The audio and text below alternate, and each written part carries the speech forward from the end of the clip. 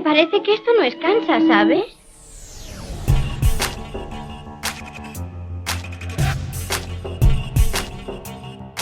Bienvenidos a BRMU Podcast. De la biblioteca a tu casa. La Biblioteca Regional te lleva la mejor programación cultural, los mejores profesionales y las charlas más interesantes. Disfruta del episodio. Muy buenas tardes a todos y bienvenidos a este ciclo Psicolab de la Biblioteca Regional, que como saben pues está ya desarrollando desde el año pasado y es una apuesta del Gobierno regional por la salud mental y una forma de acercarles también pues la figura de psicólogos, reputados psicólogos, que además pues en el caso de Alba Cardalda, divulgadora en redes sociales también, muy conocida, seguro que muchos de ustedes tienen quizá también alguno de sus libros y la conocen perfectamente y bueno, pues como digo, este Psicolab es una forma de acercarles profesionales como ella que tengan la oportunidad de hacerle preguntas, de charlar con ellos en directo. Así que ahora vamos a, si les parece, le voy a hacer una pequeña entrevista, vamos a charlar ella y yo unos minutos, pero después van a tener la oportunidad de hacerle preguntas. Así que yo me levantaré, les iré pasando el micrófono y les voy a pedir por favor que esperen hasta que yo llegue con el micrófono para hacer la pregunta, porque como sabrán, este sonido se graba para luego el podcast de la Biblioteca Regional. Entonces, es importante que se graben las preguntas, así como las respuestas, para que quien lo escuche posteriormente pues tenga toda la información y entienda perfectamente lo que se está contando. Como les decía, esta tarde nos acompaña en este Psicolab Alba Cardalda. Ella es psicóloga clínica, neuropsicóloga y especialista en terapia cognitivo-conductual y además en terapia breve y estratégica. Ha trabajado con niños, con adolescentes, con parejas, se ha formado en algunos de los centros de investigación más importantes de España y fuera de España y además durante más de 12 años ha ayudado a miles de personas a sentirse bien consigo mismas y con sus relaciones. Es autora de varios libros, como les decía, Cómo mandar la mierda de forma educada, Libera el tigre que llevas dentro o Cómo dejar de ser tu peor enemigo. Los tienen aquí, por si alguno de ustedes quiere ahora después comprarlo o le apetece llevárselo. También les digo que cuando terminemos habrá un turno, un ratito para firma de libros y para que se puedan hacer una foto con ella si quieren acercarse a saludarla en persona. Alba, especializada en terapia cognitivo-conductual. ¿Qué diferencia esta terapia de otras que podemos encontrar? Pues esta es una terapia que se centra mucho en el aquí y el ahora, es decir, qué es lo que nos está ocurriendo en este momento, a diferencia de otras que quizás se van mucho más a la infancia, al cuerpo, a otras esferas de nuestra vida. Y aunque no ignora, porque en todas las terapias todo lo que hemos vivido, sobre todo en la infancia, tiene mucho peso, esta se centra en qué es lo que nos está ocurriendo y está muy estructurada para darnos herramientas que sirvan para trabajar en esos objetivos, que esta es otra de las características, que tiene siempre unos objetivos concretos y un plan de acción. Es una terapia, diríamos, como pragmática, o sea, no es de estas terapias en las que necesitas saber de dónde viene el problema, sino más bien, tienes este problema, ¿cómo lo solucionamos? Exacto. Yo hago un poco la comparativa con cuando tienes una caries y vas al dentista y el dentista se pone a mirar de dónde habrá venido esta caries, si es porque has comido mucho dulce, muchas golosinas, o el dentista que dice, bueno, ahora mismo no nos importa por qué tienes esta caries, sino que vamos a sanarla, vamos a curarla y te doy las herramientas para prevenir que vuelvas a tener. Decía yo que eres experta en terapia breve y en terapia estratégica, entiendo que va un poco en esta línea, ¿no? Al final es una terapia que tiene unos objetivos, que tiene unas pautas a seguir. Sí, la terapia breve y estratégica, a diferencia de otras, esta sí es más centrada únicamente en ese problema que te ocurre y además utiliza estrategias con una lógica un poco distinta a la habitual. Así como la terapia breve y estratégica, si tienes un miedo, si tienes una fobia, te utiliza una aproximación más progresiva y poco a poco. Si te da miedo conducir, por ejemplo, pues lo que hace es que, venga, un día te metes en el coche, otro día te metes en el coche y das una vuelta a la manzana, ¿no? Algo progresivo. Pues la terapia breve y estratégica utiliza lógicas distintas. Por ejemplo, en este caso se trataría más bien de mantener tu mente entretenida o distraída con otros factores para que tú no te acuerdes de lo que te da miedo. por ejemplo, ¿no? Entonces, yo creo que tanto una terapia como la otra, o como todas, lo ideal es coger lo mejor de cada una de ellas para hacer finalmente un tratamiento a medida de la persona y del problema y de sus circunstancias. Y con estrategias como las que comentas, pienso que lo que ocurre es una transformación del cerebro. O sea, al final, algo que empiezas haciendo como, digamos, de forma programada o que lo tienes que hacer pensando, al final lo que buscamos es que ocurra de forma natural. Exacto, automatizar. Y eso ocurre como cualquier otro aprendizaje, ¿no? Todos hemos aprendido a hacer algo, a tocar un instrumento, a escribir, a leer, a conducir. Y al principio cuesta muchísimo, tienes que estar muy pendiente de cuál es el paso que va detrás de cada uno. Y cuando ya lo has realizado varias veces, consigues hacerlo sin pensar tanto. Eso significa que se ha automatizado. Pues con los procesos terapéuticos, con las maneras que tenemos de pensar, con la manera que tenemos de hablarnos a nosotros mismos, ocurre lo mismo. Primero lo hacemos de la mejor manera que sabemos con lo que nos han enseñado, pero si nos enseñan a hacerlo de otra manera más sana para uno mismo, aprendemos a hacerlo y a base de repetirlo conseguimos que se haga automático.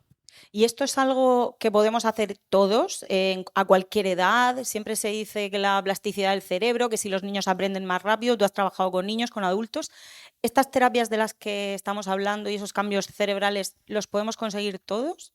Es verdad que cuanto más pequeños, como bien has dicho, más plasticidad tiene nuestro cerebro y más fácil es cambiar, pero no significa que a medida que vayamos creciendo podamos cambiar también. De hecho, hay cosas que nos juegan a favor cuanto más mayores nos hacemos, que también es, bueno, pues la experiencia de la vida, la sabiduría, el saber quizás relativizar, y son cosas que cuando somos pequeños no tenemos, ¿no? Entonces, cada etapa tiene sus pros y sus contras, aunque la plasticidad del cerebro es cierto que es mayor cuando somos más niños.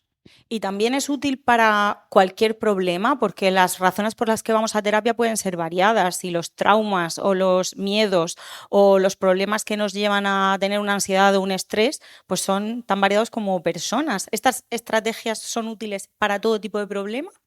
Siempre vamos a tener una mejora, pero es verdad que se trata diferente. Por ejemplo, un duelo, la mejora o la solución nunca va a poder ser devolver a la persona, ¿no? Ese duelo va a estar allí, esa pérdida no la podemos, no la podemos revertir, pero sí podemos trabajar para que ese duelo lo vivamos mejor, que no se enquiste, que no nos supere, que pasado 1 o 2 años lo hayamos superado ya de la mejor manera, ¿no? Entonces, sí es cierto que la terapia funciona y nos hace sentir mejor en cualquier tipo de problema que tengamos. ¿Y qué podemos esperar de una terapia? Por ejemplo, aquí, pues seguramente alguno de los que esté aquí, yo misma, hemos ido al psicólogo. Tú cuando llegas por primera vez a un psicólogo no sabes muy bien cuánto va a durar eso. Tú no sabes si entras para un mes o si vas a estar toda la vida yendo al psicólogo. No sabes muy bien qué esperar. ¿Cómo sería una terapia adecuada o qué te tiene que decir el psicólogo el primer día para que tú digas esto sí o esto no? Para mí es básico una cosa que no tiene nada que ver con la profesionalidad del psicólogo, que es que tú sientas feeling. Eso es esa sensación que tú sientes con alguien cuando hablas con esa persona.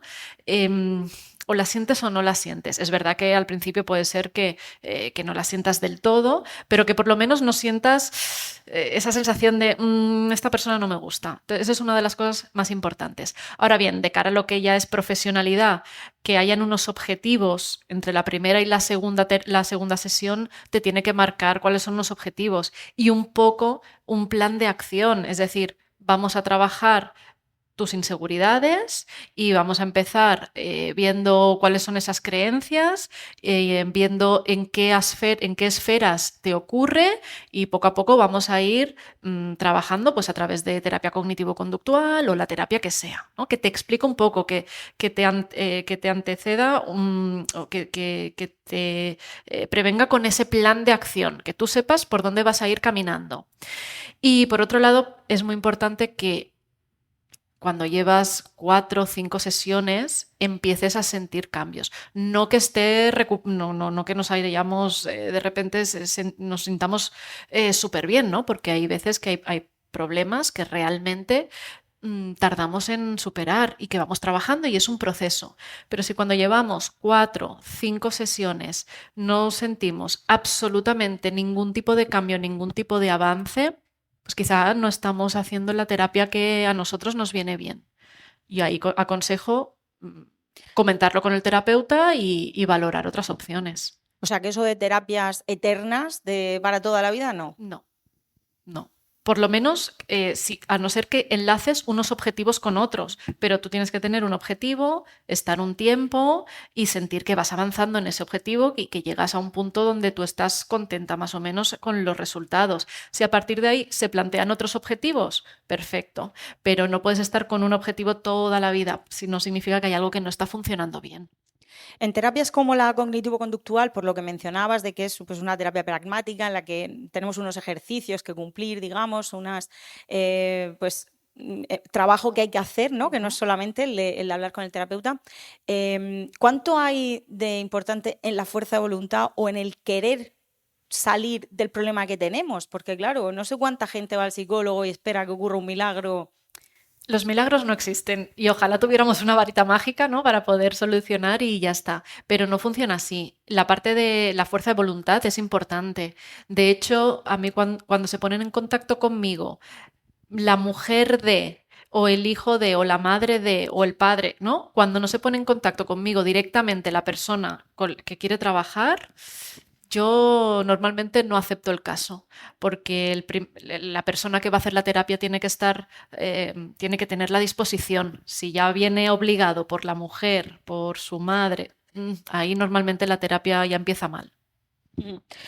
Tus libros precisamente contienen herramientas prácticas reales para aprender pues, a gestionar nuestras emociones, a decirnos sin culpa, por ejemplo, y a mejorar la manera en la que nos relacionamos con nosotros mismos y con los demás. ¿Son esas herramientas las que nos ayudan a cambiar nuestro cerebro? No sé si podemos mencionar algunas. Sí, de hecho, precisamente baso los libros en terapia cognitivo-conductual por eso, ¿no? Porque primero da muchas herramientas prácticas, pragmáticas, y a través de la repetición de esas herramientas conseguimos cambiar esas vías neurológicas, es decir, la estructura de nuestro cerebro.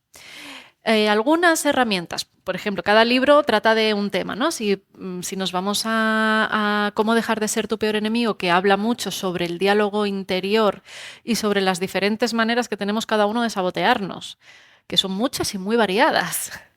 Puede ser desde el criticarnos duramente cada cosita que hacemos, el sobrepensar todo lo que hemos hecho, lo que hemos dicho, lo que puede pasar, lo que podría pasar si, lo que hubiera pasado si no. Entonces ese sobrepensamiento, la procrastinación, es decir, cada uno tenemos muchas maneras de autosabotearnos. Formas que tenemos para dejar de hacerlo, una de ellas y una de las más potentes es la meditación, el mindfulness, los ejercicios de respiración. Porque se ha visto que el ritmo de respiración está muy vinculado con el estado del cerebro, si está en estado de alerta o si está en un estado de relajación. Por ejemplo, cuando estamos en un estado de alerta, es cuando tenemos un peligro, una amenaza, cuando percibimos algo como una amenaza, nuestro sistema de alerta se activa. Y eso significa que nuestro cerebro manda las señales a nuestro cuerpo para lucha o huida. Es decir, bombea más rápido el corazón, la sangre llega a nuestros músculos, la mente se nos nubla y empezamos a respirar más rápido.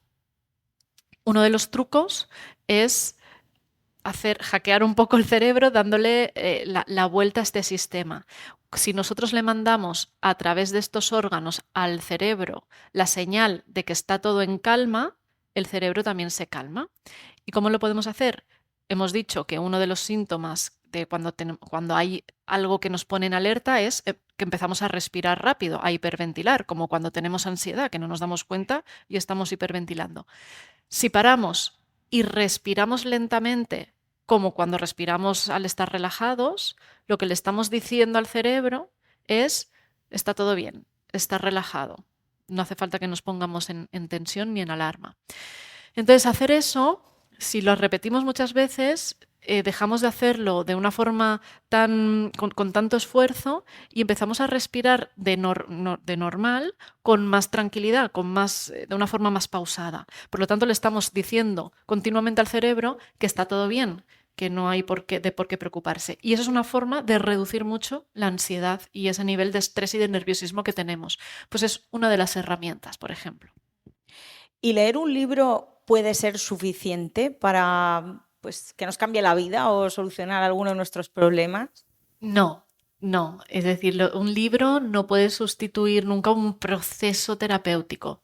Ahora bien, en un libro, si contiene herramientas bien fundamentadas y tienes la fuerza de voluntad y la constancia para repetir día a día esas herramientas, la mejora es muchísimo, ¿no? Es como si tienes un libro que te explica cómo hacer ciertos ejercicios o cómo hacer actividad física. Bueno, el libro en sí no te va a hacer un deportista, pero si tú haces todos los días lo que te dice el libro, pues probablemente sí consigas por lo menos salir de una vida sedentaria y empezar a ser un poco más deportista y más sano. Uh-huh. En Cómo ser tu peor enemigo hablas de los diálogos internos que has mencionado y en cómo afectan a nuestra salud mental, a nuestra autoestima. ¿En qué momento aprendemos a hablar con nosotros y a hacerlo de una forma positiva o negativa? Principalmente cuando somos pequeños, en la primera infancia. Es decir, ya solamente cuando empezamos a hablar, de los 0 a los 3 años, todo lo que nos envuelve son estímulos que vamos integrando. Obviamente de una forma inconsciente totalmente, pero si lo que escuchamos son gritos, son tonos de un estado de enfado, de ansiedad, de rabia, de agresividad, eso lo vamos incorporando. Por otro lado, el cómo nuestros adultos de referencia nos hablan a nosotros, padres, abuelos, profesores, la manera en la que nos hablan también la vamos normalizando y finalmente eso lo vamos interiorizando y lo vamos convirtiendo en la forma que hemos aprendido a hablar y a hablarnos. Al principio ese diálogo puede ser más externo, pero a partir de los 3, 4 años, si os habéis fijado en los niños pequeños cuando juegan solos, digo 3, 4 años, juegan y hablan solos, en voz alta. Y poco a poco ese diálogo que exteriorizan lo van silenciando porque socialmente no está tan bien visto, ¿no? De adultos siempre decimos, esto, habla solo, está loco. Pues no. Nos autoimponemos interiorizar el diálogo interno, pero es muy sano hablar con nosotros mismos y hablar en voz alta porque así nos damos cuenta de lo bien o lo mal que nos hablamos. ¿Y es posible silenciar ese diálogo interno? Hay prácticas que nos ayudan a aplacarlo. Y son prácticas como, por ejemplo, la meditación. No significa que desaparezca del todo, pero sí, si trabajamos y entrenamos nuestra capacidad atencional, que es lo que trabajamos con la meditación, podemos hacer que nuestra atención ignore ese run, run, run continuo que muchas veces tenemos y que muchas veces nos conviene ignorar, sobre todo cuando es duro, cuando es cruel, cuando nos recuerda nuestros miedos, etcétera, ¿no? Entonces, sí hay herramientas para poder silenciarlo, por lo menos durante un buen rato. Porque digamos que al final ese diálogo interno es nuestro peor enemigo, o sea, es ahí donde tenemos esa tara. Es que somos nosotros mismos precisamente porque estamos con nosotros todo el tiempo, ¿no? Cuando un amigo o una amiga te habla mal y te cansas y dices, mira, hasta aquí, tú por aquí, yo por allá.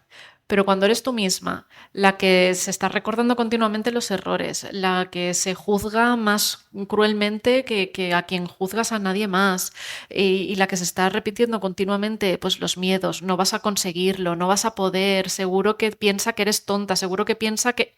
¿no? Ese diálogo que nos hace tanto mal, solo nos lo decimos nosotras mismas, porque seguramente no dejaríamos que nadie más nos dijera eso, pero nosotros sí nos lo decimos.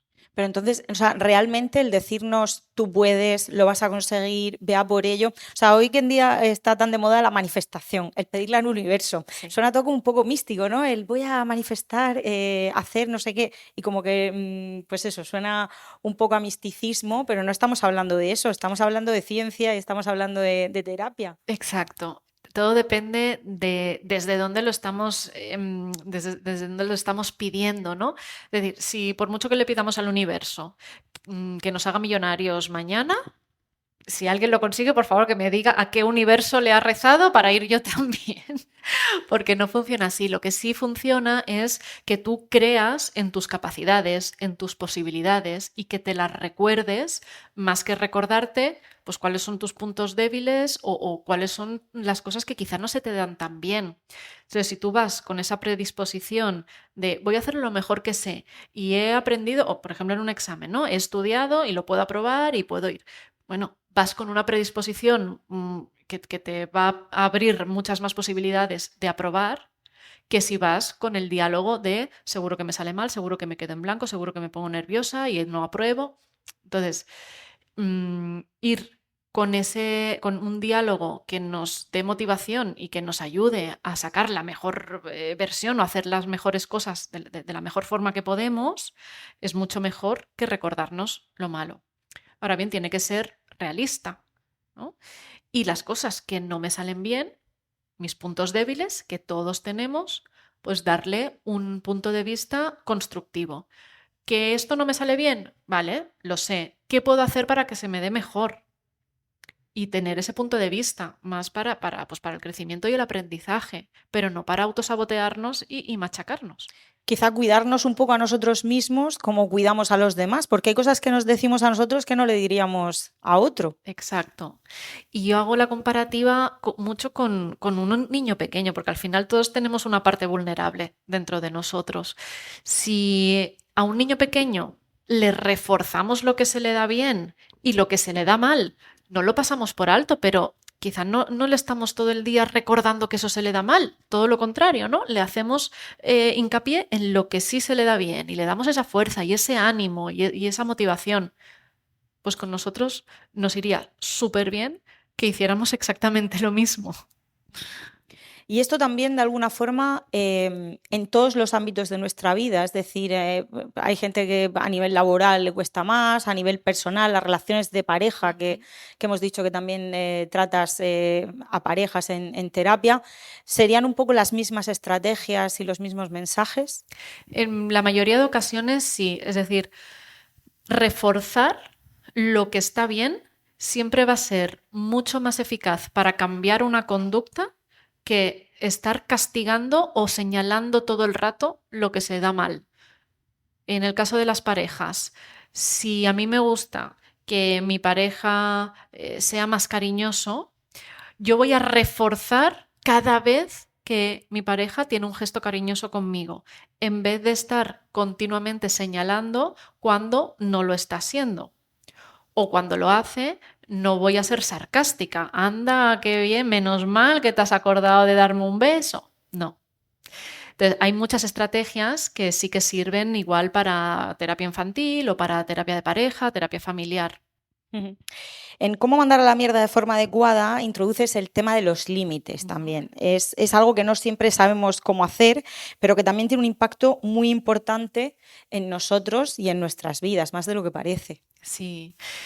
Sí, porque si no acabamos viviendo la vida que otros quieren que vivamos, no la nuestra. Entonces, aprender a decir sí, aprender a decir no, es algo básico. ¿Y cuánto nos cuesta? Sentimos culpa, sentimos miedo, no nos atrevemos a decir que algo nos ha molestado, que no queremos que en la relación se siga dando algo que nos duele. Y encontrar la manera de hacerlo, la verdad es que es todo un ejercicio, primero porque no nos enseñan de pequeños. Normalmente se nos ha educado mucho en la complacencia, en que decir sí, en quedar bien, en que si decimos no vamos a quedar como malas personas, egoístas, tal, ¿no? Entonces eso nos va generando miedo y nos va generando culpa. Pero cuando llegas a un punto donde dices que sí a todo, donde cedes en todo y te vas quedando sin tiempo para ti, para cuidarte, donde la gente te va pidiendo favores y al final dices, que de buena soy tonta, ¿no? Ese punto es el que debemos de evitar y no hay otra forma de evitarlo que sabiendo establecer esos límites de una forma asertiva, de una forma educada, pero siendo firmes.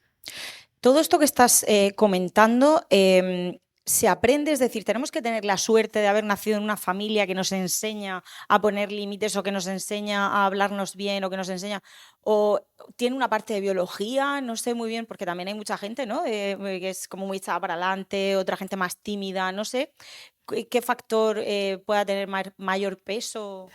Como todo, hay una parte que es educacional y en nuestra crianza la hemos absorbido de esa manera, pero si tuviéramos que depender de cómo nos han educado en casa, en nuestra familia, yo creo que estaríamos todos muy perdidos, ¿no? Porque poco a poco las generaciones pues vamos sabiendo más de muchas cosas. Bueno, y algunas cosas vamos para adelante y en otras para atrás, ¿eh? Pero en cuanto a salud mental y en cuanto a educación y educación emocional, quiero decir, en esto hemos ido avanzando. Y lo que nuestros padres o nuestros abuelos no sabían porque no les habían enseñado, ahora poco a poco vamos sabiendo más y podemos aprender a hacer muchísimas cosas cuando somos adultos. Dices que hay cosas que nuestros abuelos no sabían. Hay problemas que se están viendo hoy en día que quizá nuestros abuelos ni tenían porque no sabían. O sea, no sé hasta qué punto ese saber cada vez más nos beneficia o no. Pues muchas veces estamos cayendo en el sobrediagnóstico y creo que hemos conseguido algo muy difícil como generación, que es poner en valor la salud mental. Y la misma generación nos la estamos cargando. Entonces, creo que encontrar ese punto donde hay que poner en valor la salud mental, todos los factores psicológicos y emocionales, pero sin pasarnos de rosca para no estar diagnosticando todo. Yo puedo estar 2 semanas triste y no estoy deprimida, estoy triste. Y lo tengo que, lo superaré poco a poco, ¿no? O yo puedo estar estresada y no tengo un trastorno de ansiedad. O yo puedo estar, conocer a un chico que es un absoluto egoísta y no es un narcisista, es un egoísta, ¿no? Entonces estamos patologizando muchas cosas cuando realmente no es necesario y eso nos juega una mala pasada.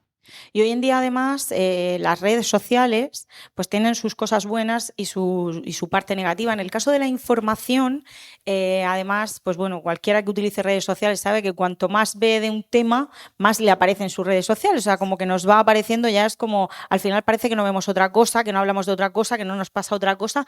Yo no sé eso hasta qué punto puede tener un efecto, no sé si bueno o malo, en este caso la salud mental, ¿no? Una persona que se sienta deprimida o que dude si está deprimida, busca información sobre la depresión, de repente todo lo que le aparece son mensajes de depresión, son señales, ¿no? Te lo vas encontrando.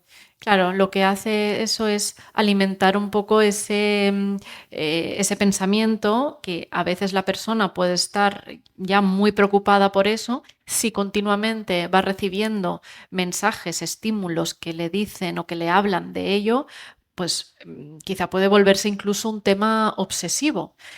No es el lugar adecuado, las redes sociales, para buscar información ni sobre psicología, ni de salud mental, ni de ningún tema que sea serio realmente. Hay muchísimas otras fuentes fiables. En el caso de los límites, ¿es verdad eso de que como no pongas un límite antes de 3 veces de repetir algo que haces, ya luego como que te lo quedas para ti para siempre? Es cuando empieza a ser mucho más difícil cambiarlo.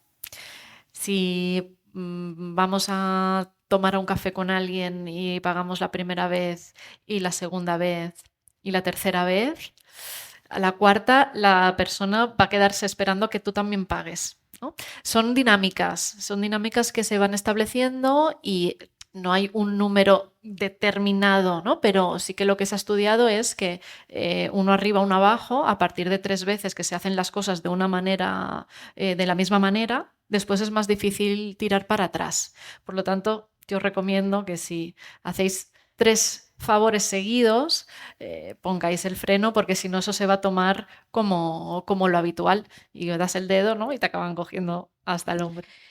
La verdad que escuchándote hablar de límites, pues tiene todo el sentido del mundo y lo podemos ver relativamente fácil y hoy de aquí podemos salir diciendo, pues yo de ahora en adelante, cuando sea que no voy a decir que no, cuando sea que no me apetece voy a decir que no. Pero ¿qué pasa cuando tienes enfrente una persona que no entiende ese no? Que no, ya no lo respeta, sino que no lo entiende, que es una cosa que bueno, es que a ti no te apetece, pero ¿y por qué no? Y insisten. ¿Eso cómo se frena? Y eso ocurre muchas veces, muchas más de los que nos gustaría. Y de hecho en el libro le doy mucho espacio porque nos ocurre, ¿no? Tenemos personas manipuladoras, a veces conscientemente y otras veces sin esa voluntad, pero al fin y al cabo nos está intentando manipular de alguna manera. Tenemos situaciones donde tenemos una persona que es un muro y que no, y que no, y que no, o personas que realmente con las que hemos construido una relación tóxica y nosotros hemos sido siempre la que hemos cedido y a la hora de intentar explicarle y hacerle entender que hay cosas que nos duelen, que necesitamos que hayan cosas que cambien, nos encontramos con que no. Y que no, y que no. Entonces, doy muchas herramientas en el libro para saber cómo hacer frente a esas situaciones y cómo tratar de llevar una conversación pues, con estrategias más persuasivas, con estrategias más asertivas y a veces con estrategias mucho más firmes, hasta el punto quizá que si vemos que es incompatible tener una relación con alguien donde continuamente están traspasando esos límites y son límites importantes para uno, quizá tenemos que plantearnos hasta qué punto nos conviene mantener esa relación con esa persona. O necesitamos poner un poco de espacio o realmente tirar uno para cada lado. Claro, al final es un trabajo personal de poner un límite, respetarnos a nosotros mismos, es un poco una mezcla de todo lo que estamos hablando, ¿no? El saber hasta dónde podemos llegar sin sentirnos culpables por dejar al otro, pero estando bien con nosotros mismos. Es un equilibrio complicado, el no estar en lucha o en conflicto con los demás, pero sobre todo el no estar en conflicto con uno mismo. Encontrar ese punto y además ir lidiando con la culpa, con los miedos, con las manipulaciones, es complicado. De todas maneras, creo que habiendo estructurado bastante la información y todos los recursos, el feedback que yo tengo es muy positivo. O sea, después de que la gente haya leído el libro, ha podido resolver muy bien ciertas situaciones que estaban suponiendo problemas en su día a día. Luego en Libera el tigre que llevas dentro encontramos un manual con más de 100 ejercicios para poner en práctica la asertividad y los límites. Digamos que este sería como la mezcla de los dos, pero ¿por qué un tigre? Porque un tigre forma parte de los felinos que pueden ser pues, muy independientes si los dejas tranquilos, si no les molestas, pero si les tocas las narices, pues saben sacar las garras también. Entonces encontramos esta analogía que a mí me pareció muy chula y además en la portada sale el tigre con esa sonrisa de estoy sonriendo, pero es una sonrisa también un poquito sarcástica, ¿no? Estoy sonriendo, pero no me sigas tocando las narices que te sé poner un límite. Entonces por eso pusimos el tigre en cómo mandar a la mierda de forma educada. Voy a acercarme al público, a ir dando paso a las preguntas que puedan tener. Les voy a pedir que vayan levantando la mano. Entonces, alguien levanta la mano, me acerco, le dejo el micrófono, hace su pregunta y mientras Alba responde, ya por favor la siguiente persona levanta la mano, así yo me voy desplazando de forma que no tengamos silencios, que no tenga que estar corriendo de una parte a otra y esperando, ¿vale? Así que si alguien se anima a empezar, tenemos la primera pregunta. ¿Alguien se arranca por ahí? Vamos allá. Buenas, gracias por venir. Quería preguntarte qué tanto se sabe hoy o qué tan al tanto está en lo cognitivo-conductual el mundo prenatal. El mundo prenatal. Sí. Bueno, muchas gracias. Me parece una pregunta súper interesante. Y a pesar de que no es mi campo, me parece que la terapia cognitivo-conductual de cara a la madre en un estado de gestación, no sé si sería la terapia más adecuada. Es decir, si teniendo relación, si el problema, la dificultad, el motivo de consulta tiene relación concretamente con el estado de gestación. No sé si sería la más adecuada. Creo que hay otro tipo de terapias que están más especializadas precisamente en estos momentos en que una mujer bueno, pasa por una de las situaciones más complicadas a todos los niveles, emocional, psicológico, hormonal, vital, relacional, laboral, de su vida. Entonces, siento no poder dar una respuesta más útil, solamente eso. Creo que la cognitivo-conductual en estos casos concretos quizá no sería la terapia más adecuada. Hola Alba, muchas gracias. Soy súper fan tuya y bueno, te conocí por entrevistas de vídeos, ahora te conozco por los libros, o sea, me encantas. Y quería consultarte si nos podías dar unos consejos rápidos sobre la construcción de esos límites, o sea, de cómo sentarnos nosotros y empezar a redactar o tener en mente cuáles son nuestros límites realmente, porque como no tenemos referencias, porque o sea, en realidad tampoco nos enseñan a eso, a pensarlos ni nada, y para cada persona es distinto y para cada persona tiene importancia, cosas distintas, pues ¿cómo se puede hacer esa tarea tan complicada? Bueno, muchas gracias. Lo primero que siempre aconsejo es sentarnos con una hoja delante y un bolígrafo y tratar de identificar cuáles son nuestros límites negociables y no negociables. Y me explico y voy a un ejemplo para que sea para bajarlo un poco más a tierra. Pensando en las relaciones que no nos han salido bien o en las relaciones donde estamos mal y pensar qué fue lo que pasó que a mí me dolió tanto o que a mí me molestó o que acabó estropeándose la relación. Y si tiramos de ese hilo, probablemente encontremos límites que se traspasaron.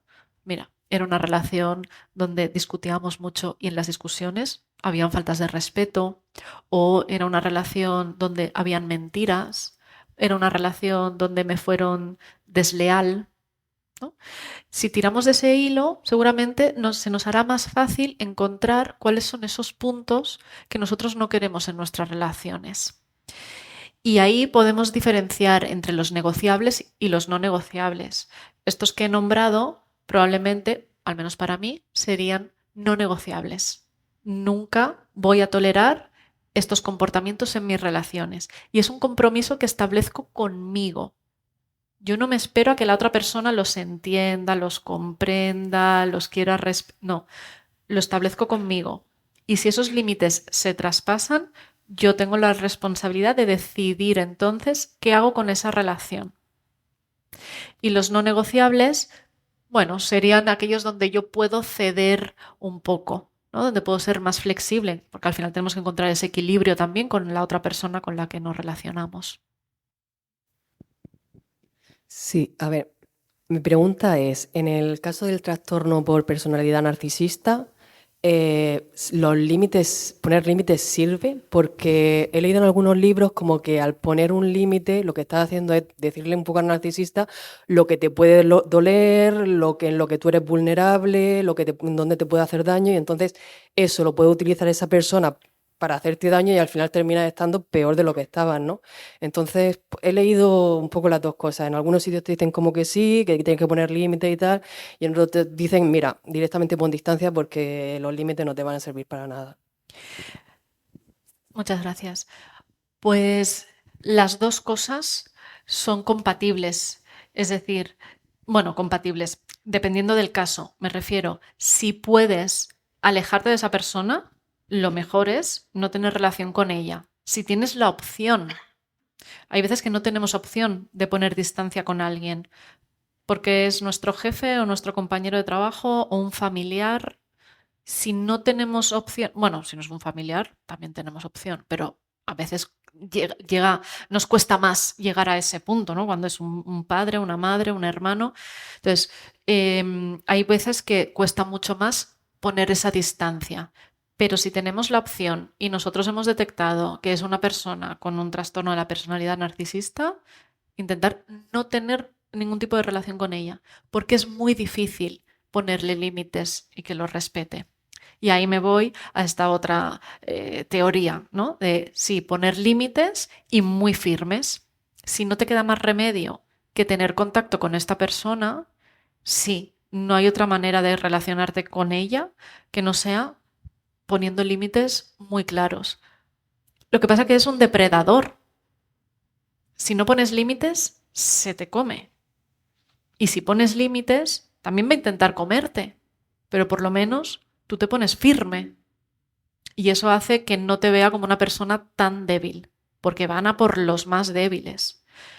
Que los respete o no, pues es complicado que un narcisista respete los límites. Hola, Alba.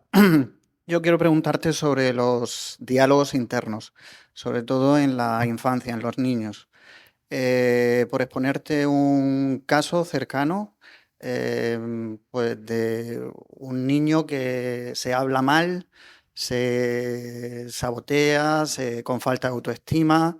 Quizá la causa podría estar en experiencias con el bullying en el colegio. Entonces, mi pregunta va orientada por saber cuáles pueden ser las herramientas o cómo los trabajáis en terapia y sobre todo también cómo orientar a esos padres para manejar la situación y sobre todo para ayudar a los niños. Es muy importante cuando un niño hace terapia que haya coordinación con todos los adultos, es decir, psicólogo, padres o figuras de referencia y profesores, porque de esta manera todos pueden trabajar en la misma dirección y todos tienen información de qué es lo que ocurre en la escuela, qué es lo que ocurre en casa y qué es lo que ocurre en terapia. Entonces, lo primero es que tengan mucha comunicación con los profesores, que se les pueda decir qué es lo que pasa, cómo se relaciona, cómo se comunica el niño en la escuela y saber cómo se está procediendo cuando hay situaciones de bullying. ¿Y por qué? Porque los niños pasan la mayor parte de su tiempo en la escuela rodeado de sus compañeros y la intervención de los profesores, sobre todo en situaciones de abuso, es imprescindible. Entonces, hay que trabajar todos a una, porque si solamente trabaja el psicólogo con el niño o solamente se trabaja en casa, es como un taburete y le falta una pata.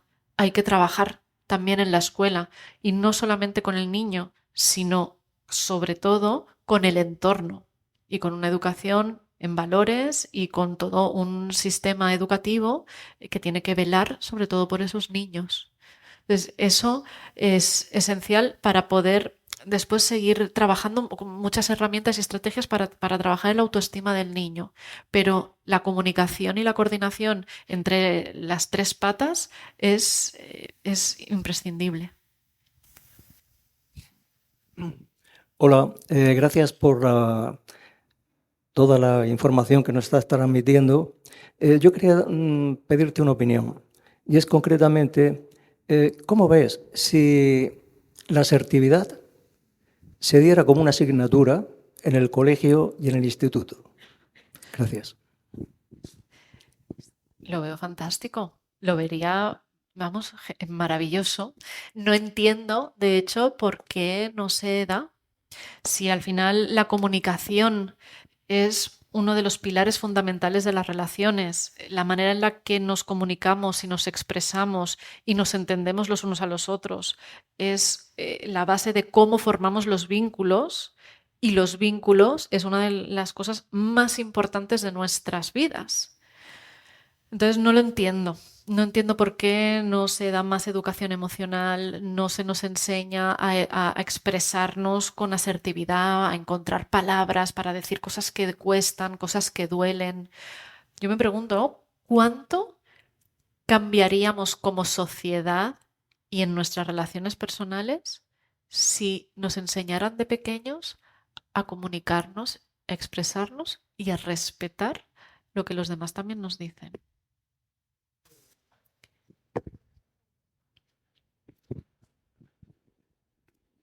Es que concretamente con amigos que tengo que son profesores de instituto, que son también maestros de escuela y tal, y entonces yo esta pregunta que te he hecho se la hago a ellos.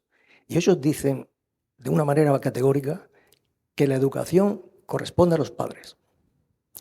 Y claro, esto es una dinámica que a ver quién la corta. Claro. Entiendo en cierta parte que digan eso por la autoridad que le han ido quitando a lo largo de los años también a los profesores. Quiero decir, no centraría la responsabilidad en la figura del profesor en sí, sino a todo el sistema educativo que tampoco le hace la vida nada fácil a los profesores. Y todo lo que podrían hacer se les corta mucho las alas, se les ha sacado muchísima autoridad. Y están ahora mismo en un punto donde las faltas de respeto, donde realmente el día a día de un profesor es muy complicado, y no sé si es el caso de tus amigos o de tus compañeros, que entiendo que puedan estar en un punto de hartazgo, de mira, ya nosotros no podemos hacer más, nos han sacado toda la autoridad y respetabilidad que tenemos, que se encarguen sus padres. Tendría que cambiar, sí, pero está complicado ahora mismo. Ojalá que sí. Hola, buenas tardes. Yo quería preguntar, has comentado antes que hay una sobrediagnosticación. ¿Realmente ahora hay más enfermedades mentales que antiguamente, que hace una generación o dos? Porque mi sensación es que sí, pero al mismo tiempo sí que ahora se diagnostica, todos los niños tienen algo. Es una pregunta complicada de responder, primero porque no tenemos tantos datos como ahora, de hace 1 o 2 o 3 generaciones, y entonces al no tener datos no podemos comparar. Lo que sí sabemos es que desde que sí tenemos datos, el aumento de las enfermedades no ha parado.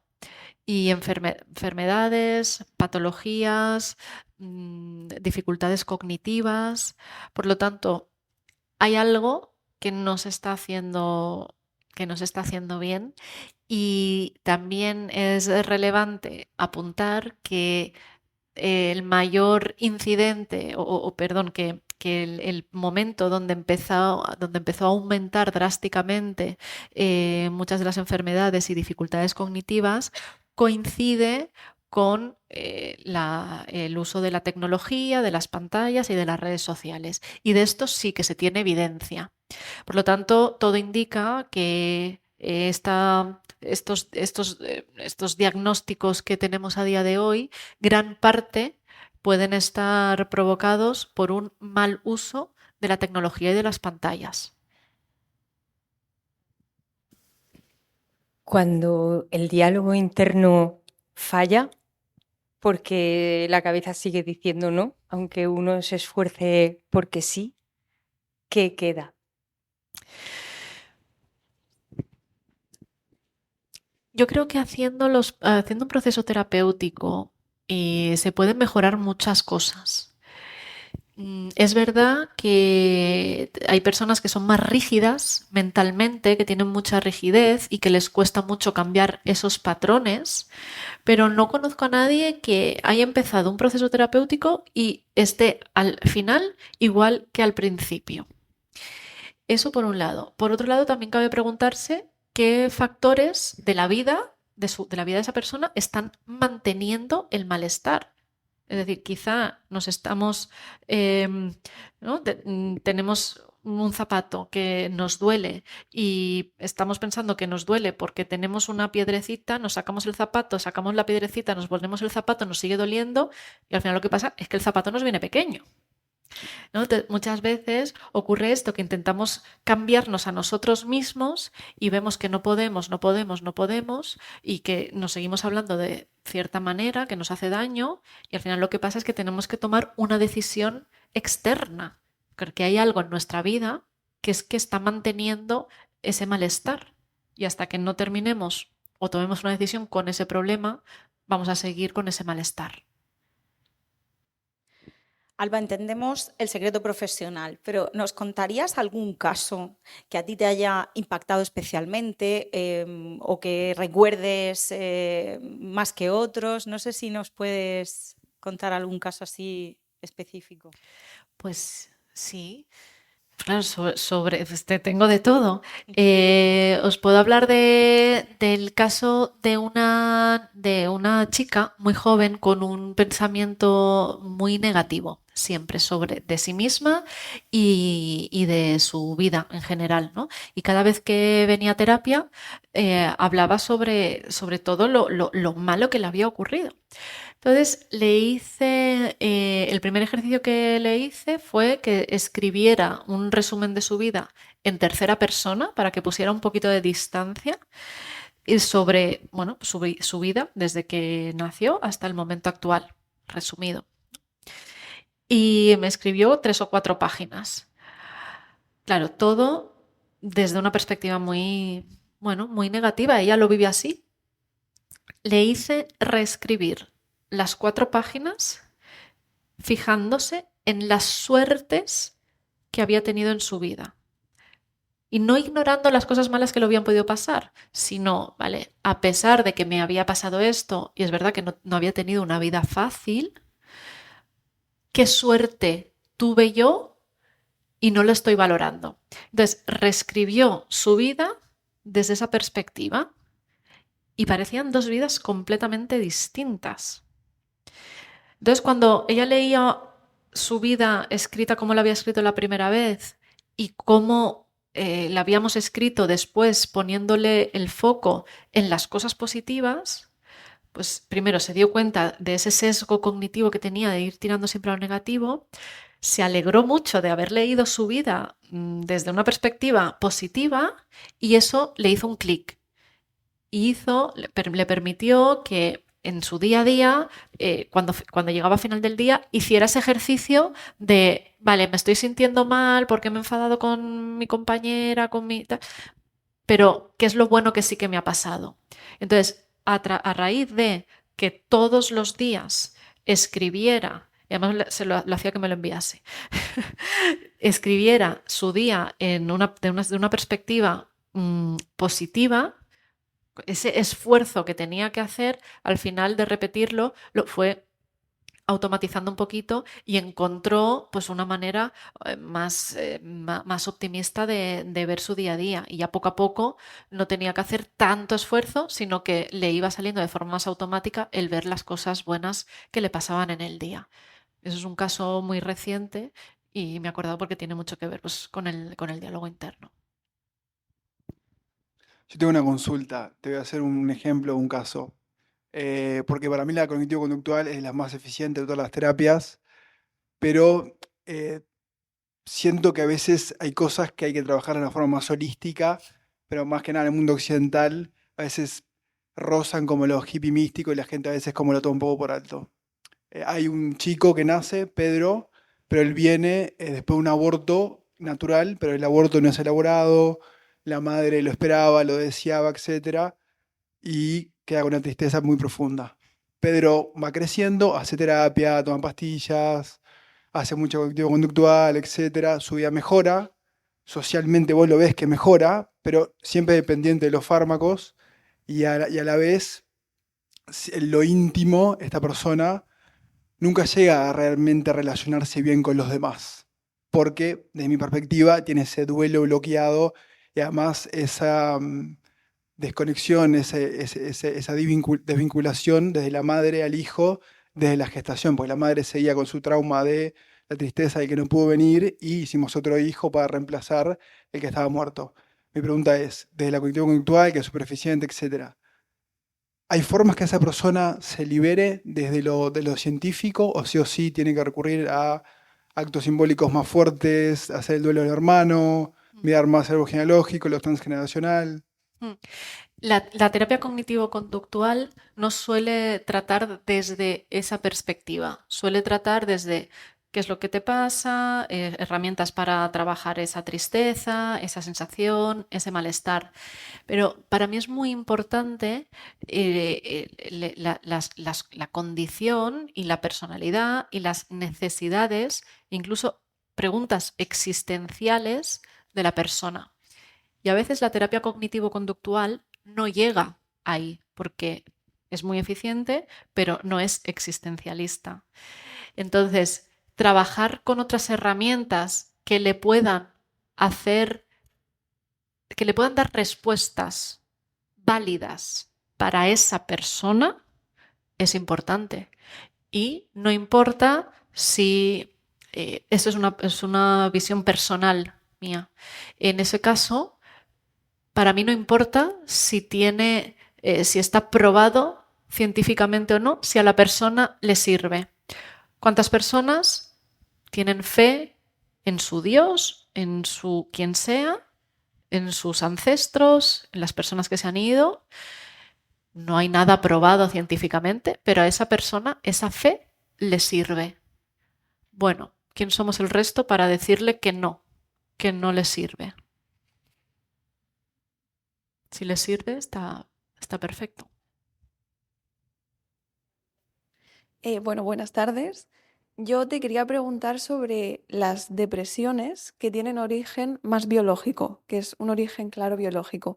Desde la terapia cognitivo-conductual, ¿cómo se puede gestionar? ¿Hasta qué punto podemos cambiar nuestra perspectiva, nuestro diálogo interno para gestionar esas depresiones que no tienen un problema tan externo? Bueno, existen herramientas que sirven para regularnos fisiológicamente, para regular el sistema nervioso, y eso nos puede ayudar, y combinadas con las estrategias para cambiar ese diálogo interno, ¿no? Y nos puede servir. Pero si hay una desregulación química, biológica de base, hay algo muy potente que está jugando en nuestra contra.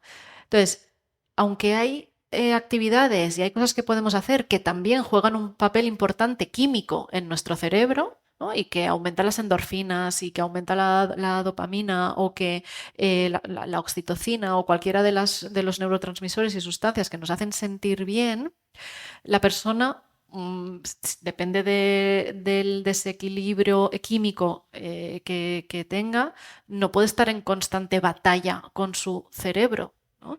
Entonces, ahí muchas veces está muy indicados los psicofármacos, evidentemente siempre con la menor dosis posible y tratando de combinarlo siempre con esas actividades, con terapia, para cada vez tener más recursos y no tener que depender, o por lo menos no tener que ir aumentando la dosis a lo largo de la vida.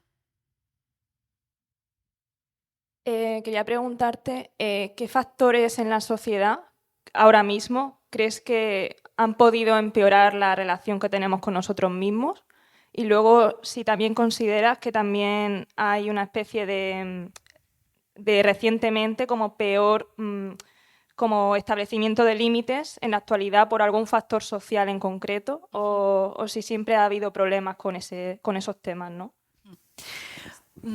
Para mí hay dos puntos importantes recientes que hacen que la relación con nosotros mismos no sea sana.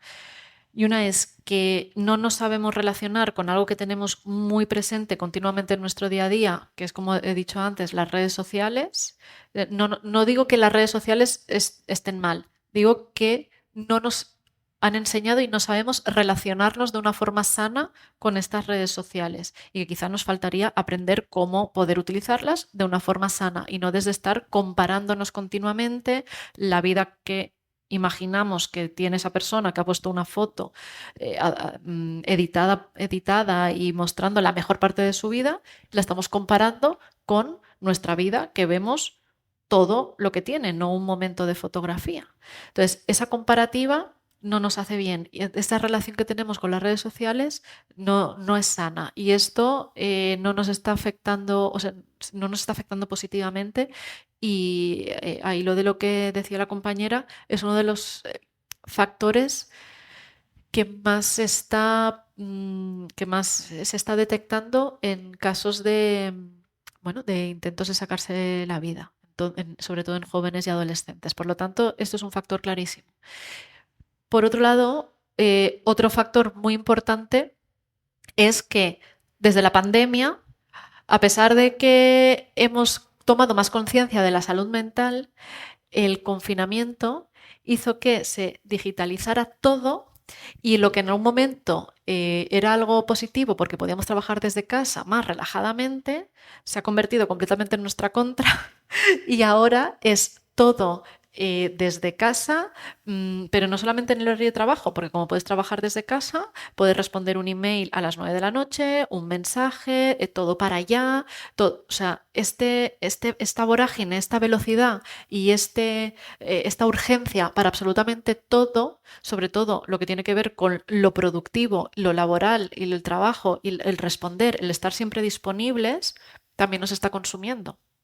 Entonces, estos son dos elementos para mí muy importantes y recientes que no nos benefician en cómo nos estamos al final relacionando con nosotros mismos.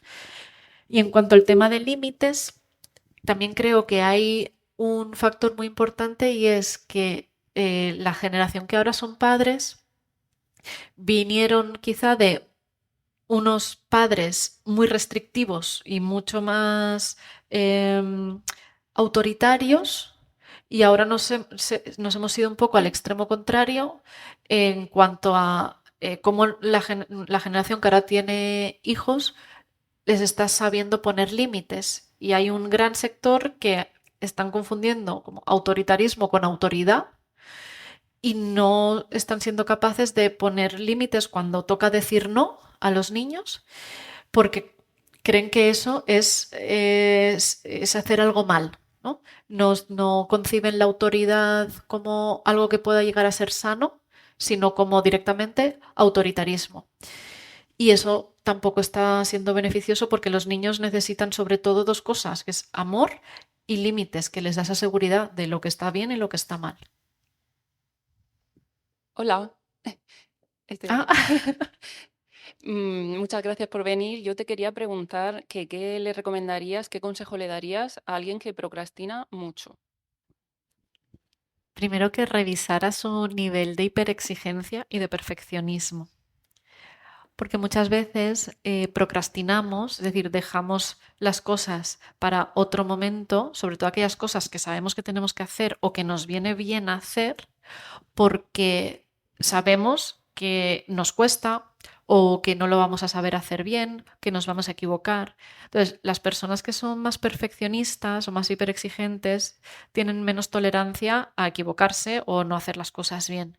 Entonces, le diría que primero tratará de bajar ese nivel de perfeccionismo, de normalizar que las cosas, si no salen bien, ya irán saliendo y que es mejor probarlo e intentarlo que no hacerlo nunca.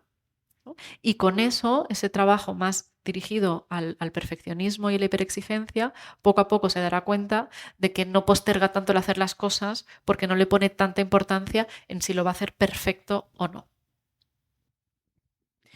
Pues muchísimas gracias a todos por las preguntas y por haber asistido esta tarde. Muchas gracias, Alba, por tu intervención. Ha sido un placer tenerte aquí. Muchísimas gracias. Muchas gracias.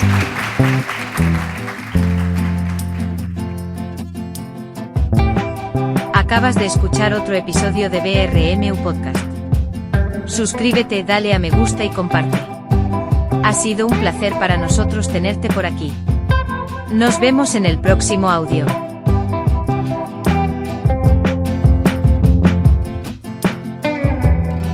Presiento que este es el comienzo de una hermosa amistad.